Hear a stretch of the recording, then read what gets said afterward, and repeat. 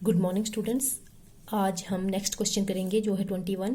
एक त्रिभुज बनाओ जिसका आधार ए बी, कोणों का अनुपात 2:3:4 दिया है।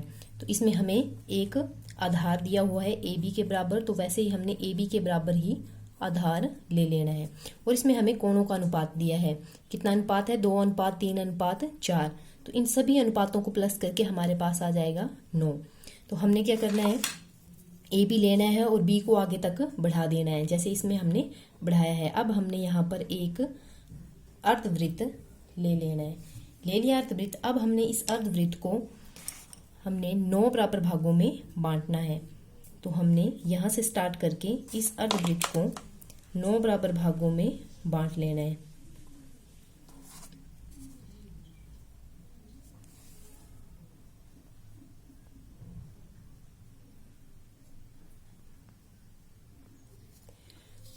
अब हमने इसको 9 बराबर भागों में बांट लिया।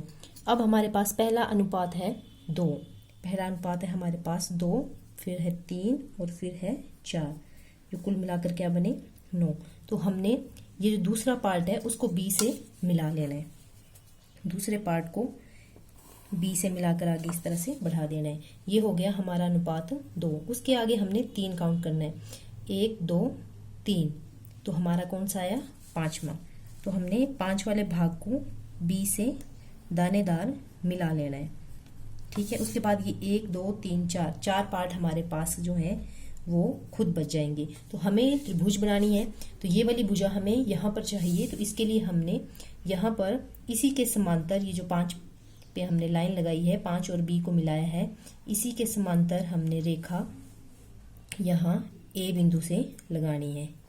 ये आ गई रेखा। ये ऊपर जाकर इस भुजा को जहां काटेगी वो आ जाएगा बिंदु C। तो ये C जो है, ये हमारे पास जो है वो ABC जो है त्रिभुज बन गई। तो आप लोगों ने भी इस तरह से ये बनानी है और फिर बाद में उसको मुझे दिखाना है। उसी तरह से आपका नेक्स्ट क्वेश्चन है 22। बोलते हैं दिए हुए आधार AB पर दी हुई त्रिभुज ABC के सजातीय त्रिभुज बनाओ। सजातीय त्रिभुज होती है सेम वैसी ही त्रिभुज बनाना। जैसी एक त्रिभुज हमें दी है वैसी ही हमने दूसरी त्रिभुज बनानी है। आपने इसमें एक त्रिभुज अपनी मर्जी से ले लेनी है और एक आधार कोण, एक आधार रेखा AB ले लेनी है। अब इस आधार पर आपने ये जो अपनी मर्जी से आपने त्रिभुज ली है, इसके जो कोण है उतने ही कोण आपने A और B पर बना देने हैं और इन भुजाओं को आगे बढ़ा देना है। ये जहां पर आगे जाकर मिलेंगी वो आ जाएगा बिंदु C।